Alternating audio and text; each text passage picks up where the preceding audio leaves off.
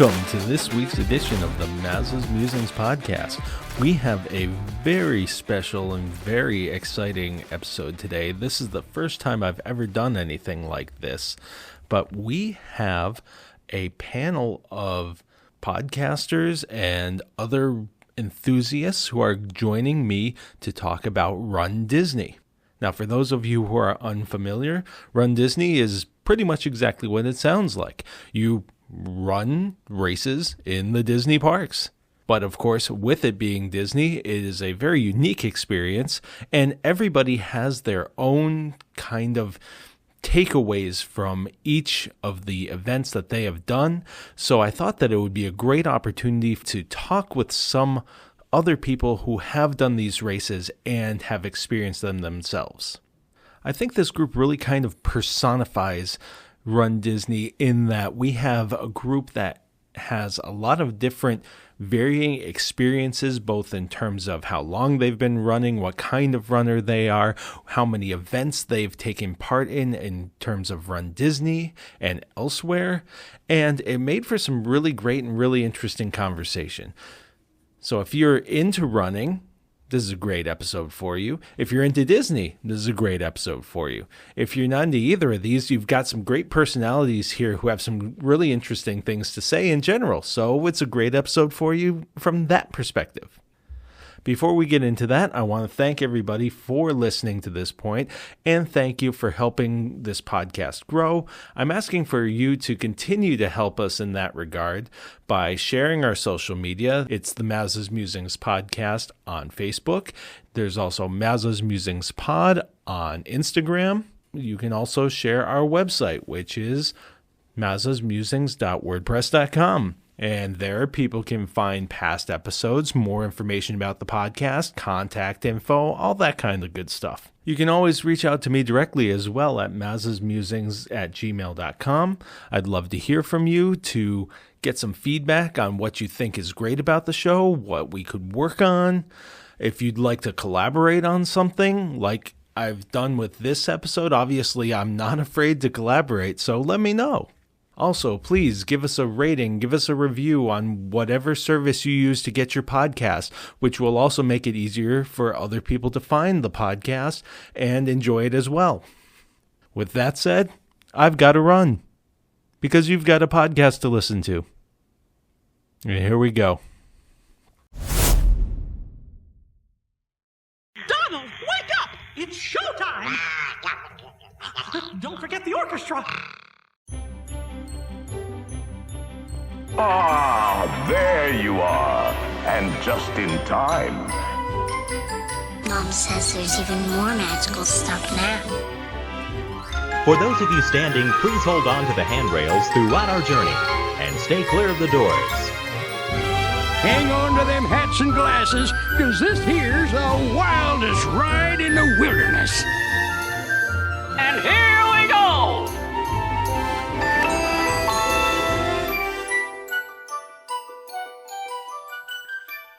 All right. Well, joining me today on the podcast, which we're actually recording a little bit earlier. This is the episode is dropping on July 5th, but we're recording this on June 24th, simply because, oh, there's CJ's video. We can see her now. Hi. I don't know what I did differently. I just pressed the same button I've been pressing, and here I am. All righty. Well, we're all here now, and basically we're just because the 4th of July holiday and everything like that, we're recording this a little bit early, but so I thank everybody for making the time, and we're all here to talk about runDisney. We all are people who have done some runDisney events at some point. Some of us may be more experienced than others. But we're going to talk about the experience and what it's meant to us. So we'll get started. Obviously, I'm Chris. I'm the host of the podcast. And I have to say, I'm kind of a novice when it comes to runDisney. Eileen and I, my wife Eileen and I, ran the Princess 5K back in 2019, and we had a fun time doing that. So then, not this past February, but last February, we did the Princess Fairy Tale Challenge, where we did the 10K and the half marathon. And for me, on top of everything else, it was kind of a, hey, I'm turning 40, I'm going to prove that I'm not old kind of thing.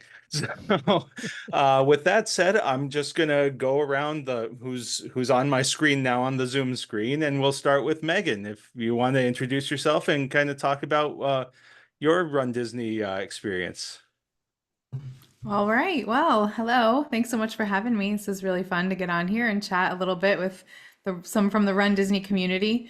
But yes, my name is Megan. I work as a travel agent and I specialize in Disney vacation planning, cruises of all kinds, all-inclusive destinations. I love that part of my life and helping people plan their vacations. I post a lot on my Instagram, which I can share more about later. But if we're getting to Run Disney, I've been doing Run Disney for a couple years now. I think my first one was in 2022. And so I've kind of run a few subsequent races over the last 2.5 years. Last one being this past February, Princess Races. All right. Natalie, how about you? Where are you from? What's your Run Disney experience? Hello, I'm very excited to be here tonight. I'm from Central Illinois. And I am also a travel advisor for a travel company specializing in all things Disney. And I started Run Disney events back in 2018, with my first one being the 5K for Princess. It was just to stick my toes in the water to see whether I was going to enjoy it, if it was something for me, because I am definitely not a runner. I would definitely describe myself as a Disney runner. All right, well, welcome. And CJ, we are on to you now. What's your where are you from, and what's your experience been? Hi, everyone. Thanks for having me. I'm CJ. I am originally from Orange County, California, and now I live 5 miles west of Disney here in Florida. And my first Run Disney race was back in 2014. And that was the Disneyland Half Marathon. I ran a few races on the West Coast before they canceled them and took a break to have kids, moved to Florida. And since they brought Run Disney back after COVID, I've run a ton of races. I think my total is I counted right before here. I'm pretty sure it's 18 if I counted correctly. So I've done everything from 5K all the way up to the marathon. Nice. All right. And last but certainly not least, we have Tom and Michelle. Welcome. And talk a little bit about your experience. Well, hello. And first of all, thanks, Chris, for getting us all together. This is wonderful. We really enjoy talking and Run Disney, and we really appreciate getting the community together, right, Michelle? Yeah, absolutely. And we're really honored to be invited here today. So this is great. Yeah. So we're Tom and Michelle. We're from the Hyperion Adventures Podcast. We are the Disney podcast of positivity. And we do enjoy Run Disney events. We've been doing them since, I believe, our first was in 2016. Yeah, I think so. We started out, we used to live on the West Coast. So we lived in San Diego. We did a lot of Disneyland races to begin with. And then we recently have moved out to Florida, and now we are running more of the Walt Disney World racers. Although we did get to go back just when Disneyland finally returned and had their races back. The first ever, we raced in the last race weekend at Disneyland and the first race weekend back. And boy, it was so good to have them back at Disneyland. Well, I want to thank all you guys for joining me. One of the things that I think that has been so great about connecting with Run Disney is the number of people that you connect with and the community that you connect with. So I'm really excited that we're able to do this. And so the first question that I had for everybody, and I think that everybody maybe has a little bit different story, is how did you first decide that you wanted to try out Run Disney? Whoever wants to throw their hat in, go right ahead. Well, okay.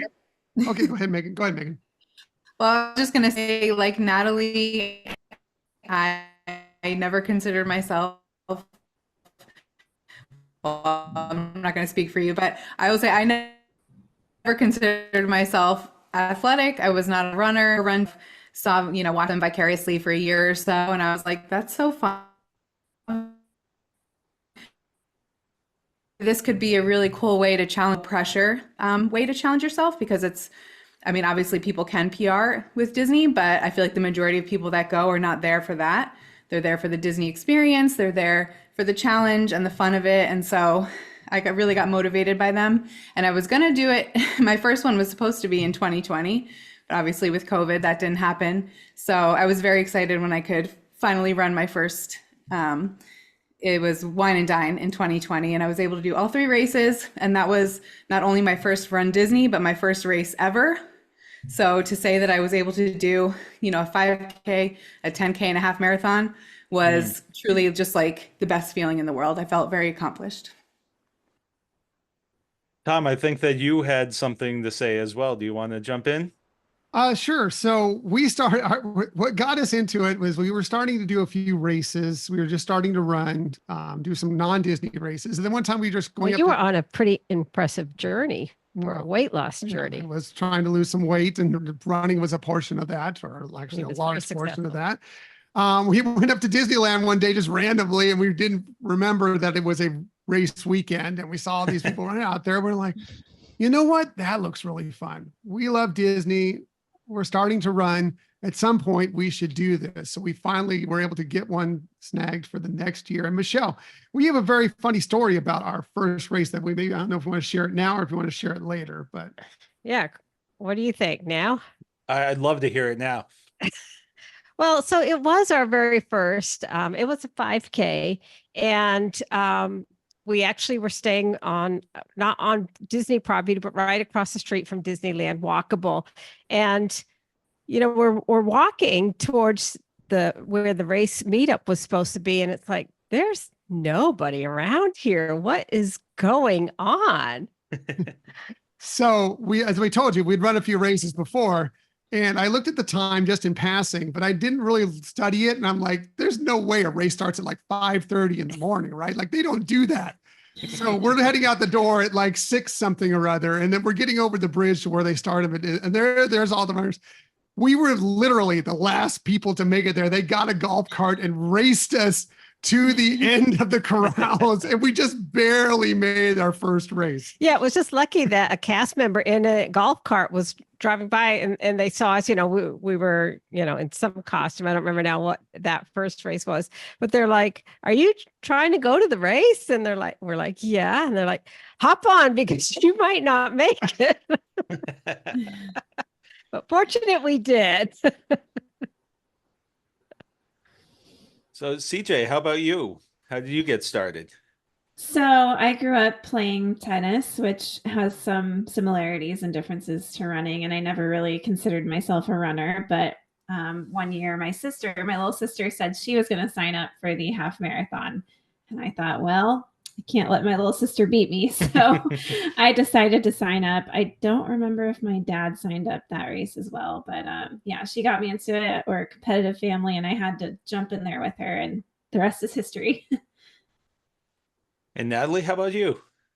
I just so happen to have I'm a teacher. So one of the parents of one of my kids happened to do a princess weekend, and I was like, you have to tell me more about this. Like, I grew up Disney, and I've never been able to do something like this. So again, not a runner, never even tried to train for something like that. So we just signed up for the 5K because we figured, we could do 3 miles. That's not so bad.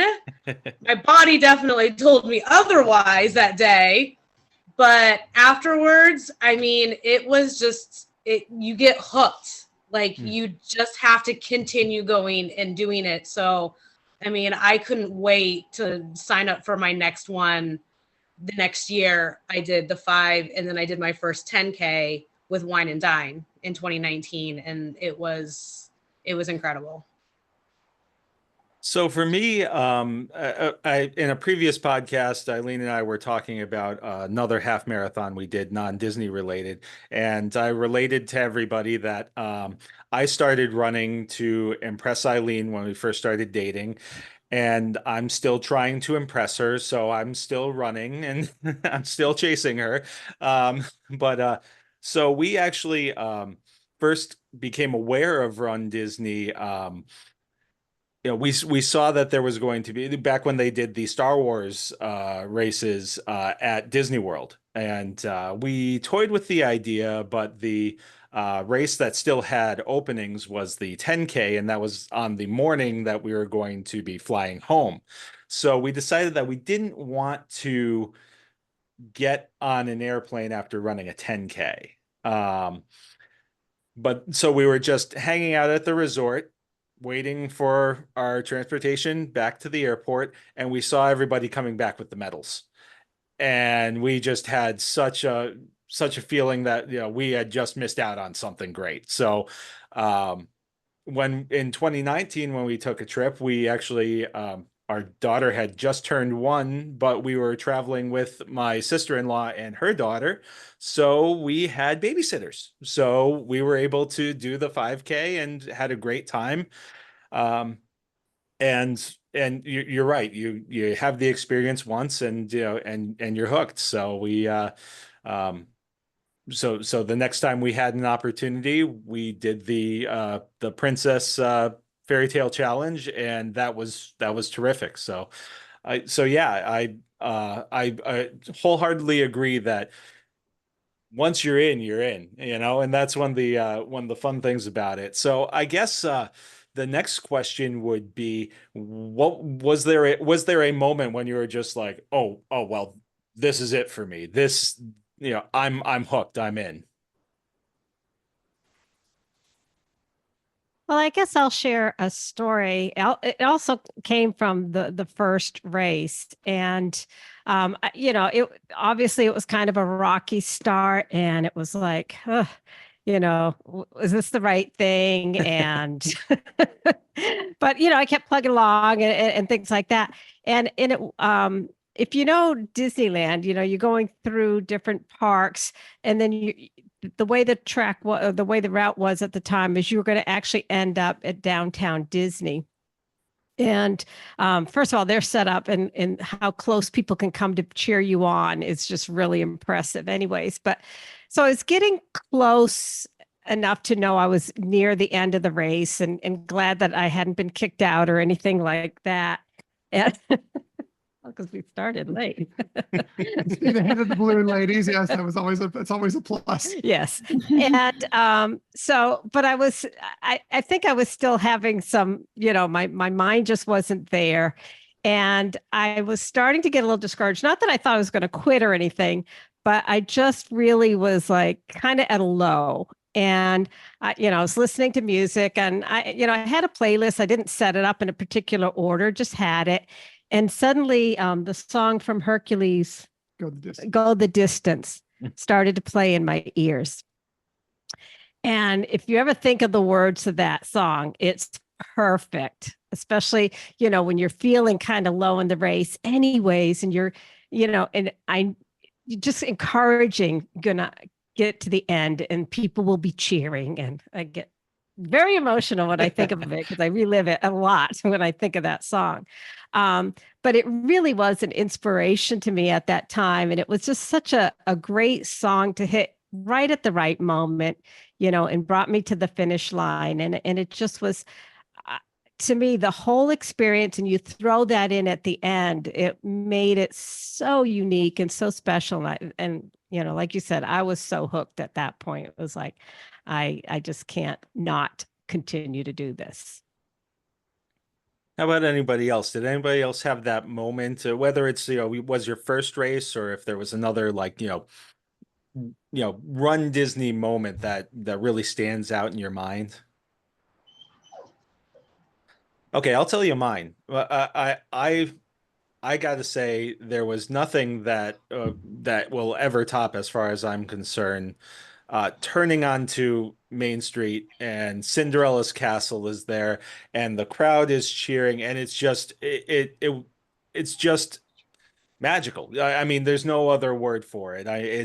I'm the kind of guy who, I see the castle and I get misty anyway. So it's just when I'm running through this, and just the amount of support that everybody who was watching was giving everybody, and the support that people around you, other people running, how everybody was experiencing this at the same time, and everybody had their own special feelings about it, just was really just so, almost awe-inspiring to me. It was really, really great. And then I realized I still had another half of the race to go, that was really the moment for me that, I had kind of pictured that, what I thought that might be like in my mind, and there was nothing that I could have possibly imagined that would have, it surpassed every expectation that I had.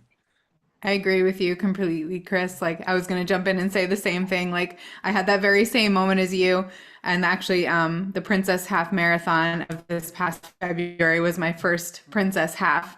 First time rounding that corner, and it was just kind of like dawn was happening and the lights are all lit up and everyone's cheering and shaking their bells that they have and with their signs. And I had actually, my knee had started hurting really bad about a half mile before that. And so I was feeling so discouraged. I'm like, how am I going to get through this? And just that pump of adrenaline and the emotion you experience, seeing the castle, it's just, that to me is the one. If you're going to do a half, absolutely do the Princess, because you will get all the feels, all the emotions, that whole just Disney experience. You will get it from there, and it's priceless. For me, I think, my first race was in California in 2014 at the Disneyland Half. And I grew up going to, that was our playground. Disneyland was where we grew up. Mm. And at the time I was working for Disney as well. So running through a place that I had grown up, a place that I worked, I remember running by some of my coworkers outside the Grand Californian, waving at me. And then onto Angel Stadium, which I know they don't do anymore. They didn't do in January, but running the bases at Angel Stadium, where we saw so many baseball games growing up, those things were so special to me. It was like hitting different moments of my life that were important to me. And that was really fun. The races out here, I think turning down Main Street the first time was really special. For me, it was that first race. And I think, doing Princess for your first time is kind of a one magical experience altogether. I love the other race weekends, but there is something a little bit more special about Princess. And I had just a random Disney Shuffle playlist going. And as soon as I got could see that finish line for that very first time, and the song from Zootopia, Try Everything, came on in my ears, it just that's what hit me. Hearing that song. So now it's tradition when I see the finish line coming up, I have to play that song. So that's what I finished to, because it was the first time experience and crossing that finish line for the first time and feeling that accomplishment to yourself. There's nothing more better than that.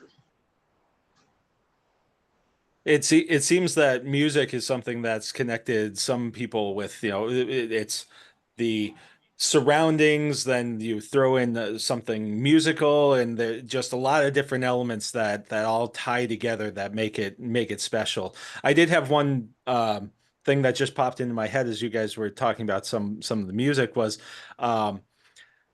during the half, I had set up a playlist, and the idea was we were both going to connect our headphones to my phone so that we could both listen to it, and then we couldn't get it to work. So I was just playing it out loud, on my phone as we were running. And we're at right around between mile 11 and mile 12, and the song from the Runaway Railway came on, Nothing Can Stop Us Now. And not just us, but everybody around us all started laughing at the same time, because it was just it was that we're almost there. Nothing can stop us now, kind of, so that was one of those fun moments that not only included us, but it included other people, and really kind of built that or fostered that community feel that I think is very cool. And Chris, I think you're bringing it up, and I think we've all brought it up here in little pieces throughout this so far. What makes us come back? What makes us get up and go to these things, sometimes at 3 a.m, and come out and do it multiple days when you're on vacation. And, I've even heard it, like we were at the Disneyland race. We were staying at the Disneyland Hotel for this last race, and you hear everybody around the expo still say, oh, we have to get up so early, and oh, it's so early and everything. Yet every one of those people are coming back every single time. There's something about the energy that's not like you can't explain it to anybody who's never done a Run Disney race. They're like, oh, it's so expensive. You have to be up so early. You're on vacation. Why not just sleep in and everything? Until you actually experience it for yourself and feel the energy that comes from it, you can't explain it. You just got to tell people, you got to try it. There's a good chance virtually everybody who tries it gets hooked. It's crazy. Yeah, absolutely. I think one of the fun things is when I was trying to understand what it was all about, I connected with, some of the groups on social media and stuff like that. So it was fun to, like, I'm not even training for a race right now. I'm not signed up for any Run Disney races, but I'm still following what other people are doing. I'm invested in what, there are people who, we've shared our journey together in training and things like that. For me, especially, when I was training for that race, I got injured. I wasn't sure I was going to be able to run the race, and I was in physical therapy, and that was something that I shared with people, and there were people who supported me, and there was just this community was such a great thing to be a part of. And then all of that energy transferred over to the day of the race. I know some people, they'll meet up, from different parts of the country before races or after races. Someone I've seen, she's like, hey, I'm setting up here and I'm braiding hair, and there's just this great like energy and community that surrounds all of it that I think is very, very cool. I think it's interesting when you say that too, because I've never done a race other than Disney. So the fact that you are saying that you feel this different vibe, this different energy, really emphasizes to me that it is a different kind of experience. It is just a whole vibe. It's a party. It's a community. It brings people together, like you said, from all over, and we're all kind of like-minded in that sense. So that really just emphasizes to me what Disney is. It's different. Yeah, and I mean, there aren't a lot of other races that also have character stops too. So I mean, that certainly adds to the party. It doesn't even matter your skill level. I mean, you could be somebody who is, I'm not saying world class, but you could be like somebody who's up there running, what would be a PR for most people, or you could be out there and you're walking half of it, maybe 2/3 of it. Yet everybody's there, supportive, rooting you on. It doesn't matter if you're within the race, before the race, after you're done with the race, everybody's there cheering everybody on. It's amazing. Mm-hmm. Certainly yeah, is. and it's interesting seeing other people who aren't on the race get involved with cheering, and really you can tell they're wanting to be involved in it, to be a part of it in some way. So maybe they're not running, but they're out there with signs or with their kids and getting them to clap for people and stuff. And it's just, again, you wouldn't see anything near like that at races that are not in Disney. Well, and I think one thing that Disney does really well too is it does so many great things to incorporate different elements to make it special in a lot of different ways. Obviously, there's the character stops and everything like that, but I mean, there's at one point there was a choir that was singing on the on the side of the route. There was a drum corps. They had there was like a punk band doing covers of Disney songs, so all these different ways to kind of make this such a unique experience is very cool.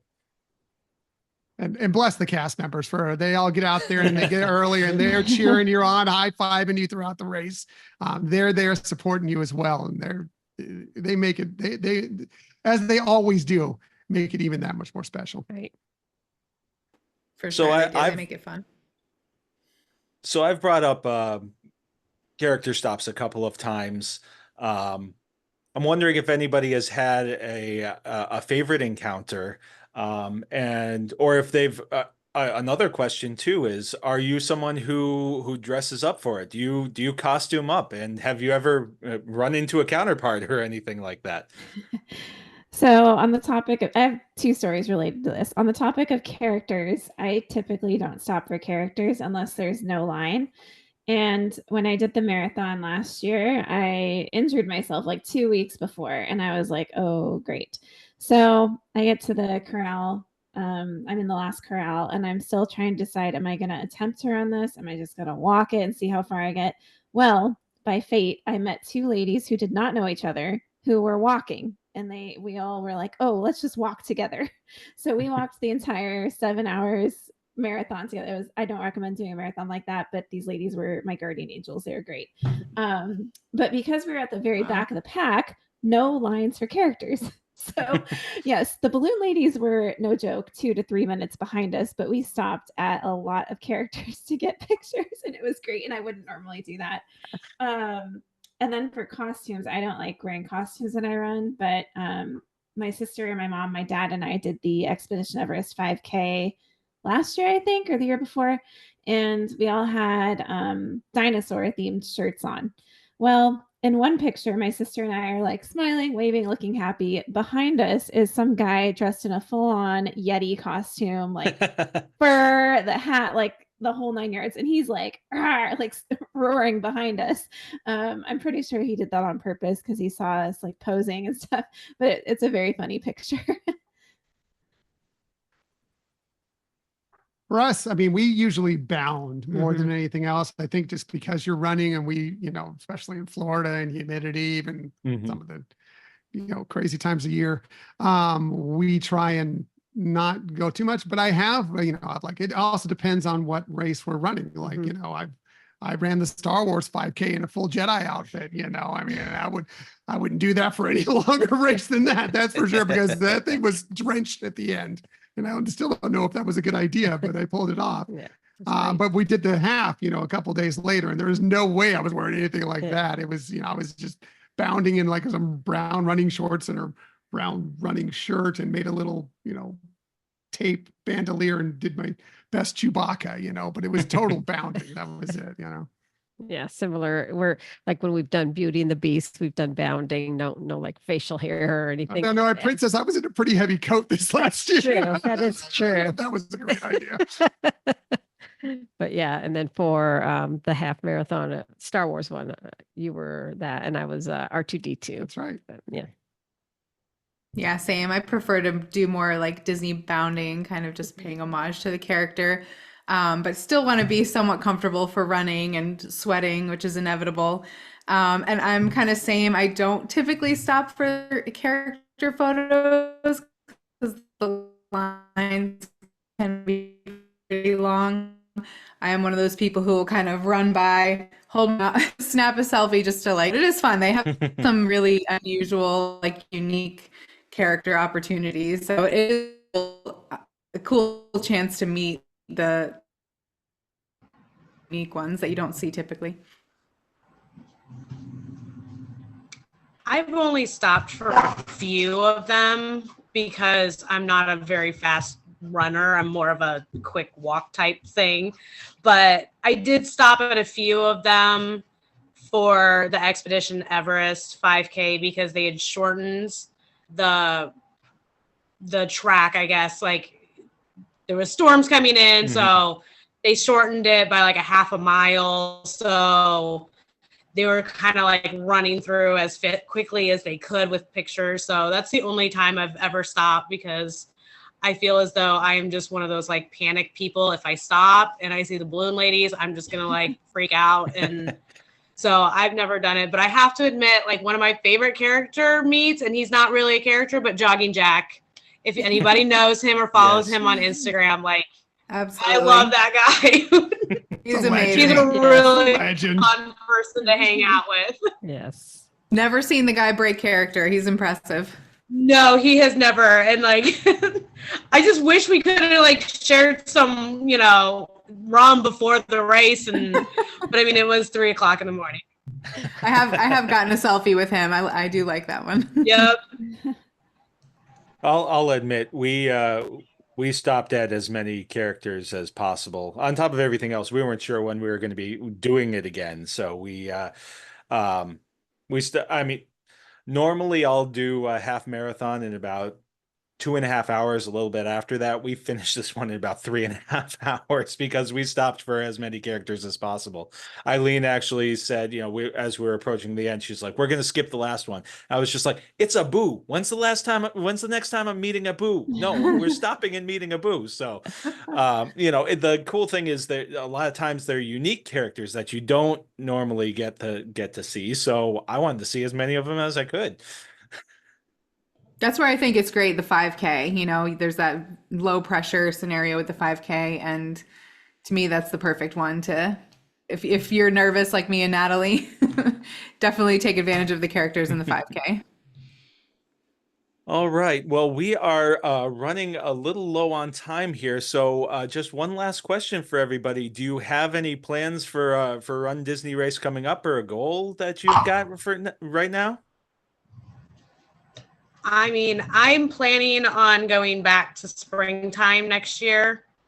I was there for the very first one in 2022, and I had a blast. So I'm hoping to go back next year for that one. I got my calendar marked for registration. I'm signed up for the Wine and Dine I was hoping challenge to do this year. Oh, sorry. Go ahead, whoever is talking. Somebody Okay. go ahead. Okay. I'm doing the Wine and Dine challenge this year, and maybe springtime. And if Snow White's announced for the princess theme, I'm in. So we'll see.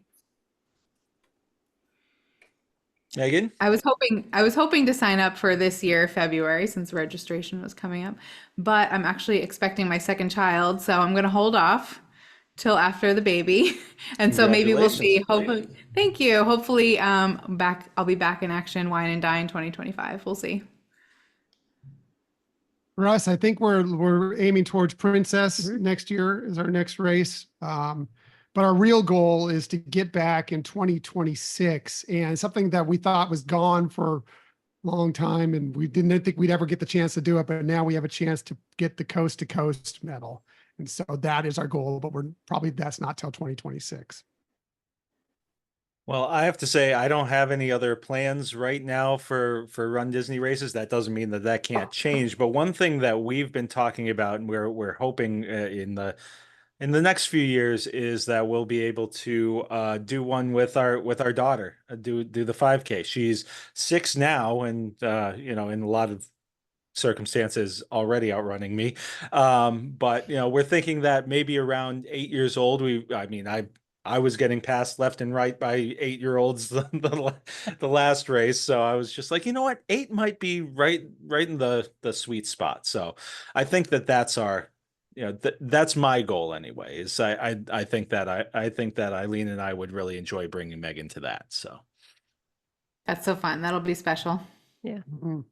Well, I want to thank everybody for taking the time to talk some Run Disney. This was fun. We have just another minute, so I again wanted to thank you all for being here. If anybody has any last second advice for anybody who's maybe doing it for a first time, if you wanted to throw that out there quickly, I'd be happy to hear that. Do it. Take the chance. Just try sign it. Do a 5K, even if you're not really a runner. Right. Give it a shot. You'll be surprised how addictive it can become. I agree. Kind of same advice. Doesn't matter your ability or how athletic you are. You can absolutely do it. It's an amazing community, and you'll be cheered the whole way.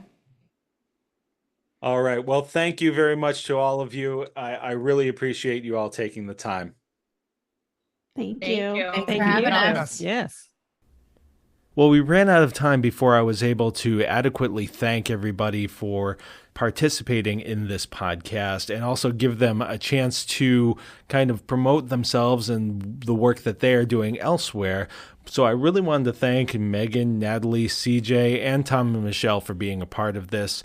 And I'm just going to go through 4 of them and talk a little bit about them and where you can find out more about them.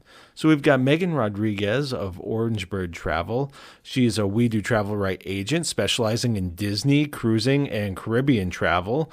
And you can follow her on Instagram at orangebird.travel to see her content and find more information on how to reach out to her. Now, Natalie Hogan is a travel advisor with Magical Vacation Planners, and she's also the co-host of the podcast MouseKast with a K, where the mind meets the magic. You can find all her Disney-related content on Instagram at Natalie Hogan MVP.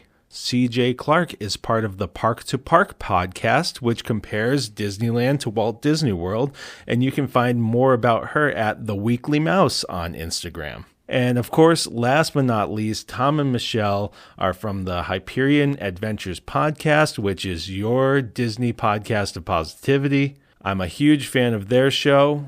I encourage you to listen to their show, and really all of those who have podcasts here. Feel free to reach out and listen to all of them. It's all great stuff. But especially Tom and Michelle have been people who have helped me out a little bit in the start of my podcasting journey, and I'm very grateful to them for their help and their friendship. You can find them virtually on all social media and anywhere that you can get your podcasts. Or you can visit their website, which is HyperionAdventuresPodcast.com. Once again, I want to thank all of them for taking the time to do this. I think that we had a lot of fun, and hopefully we can do it again sometime and do a round 2. And of course, if you are planning your next Disney vacation, whether you're planning on running a race or just running around a park, one thing you shouldn't do is run yourself ragged. And that's where We Do Travel Right comes in.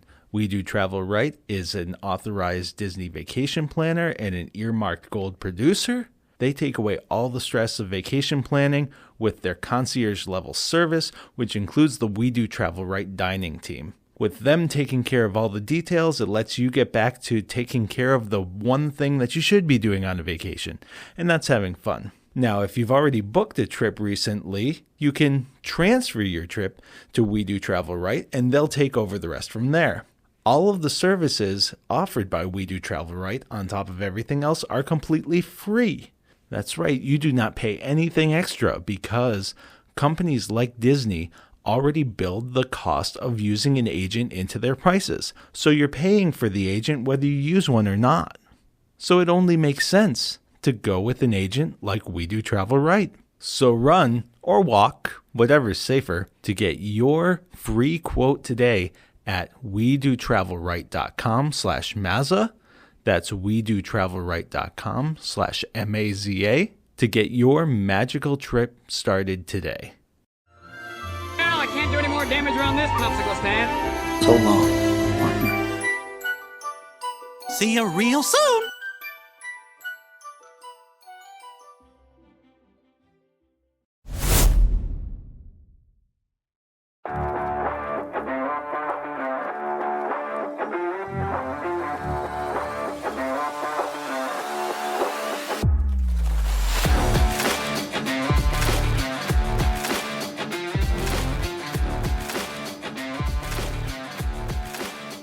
And with that, we will wrap another edition of the Mazza's Musings podcast. I really want to thank all of you for listening. I hope that you had as much fun listening to this as we had putting it together. I want to thank you again for helping us grow and encourage you to continue to share our social media, to leave ratings and reviews if you haven't done so yet, and to reach out to me at mazzasmusings@gmail.com if you have any ideas for a podcast, or if you have any feedback, if you have any questions. Happy to hear from all of you. In addition to email, you can find me at the Mazza's Musings Podcast on Facebook. There's also Instagram, where you can find me at Mazza's Musings Pod. And there's also the website, mazzasmusings.wordpress.com. And one last time, thank you for listening. I hope you had a great 4th of July. I hope you have a great weekend and a great week.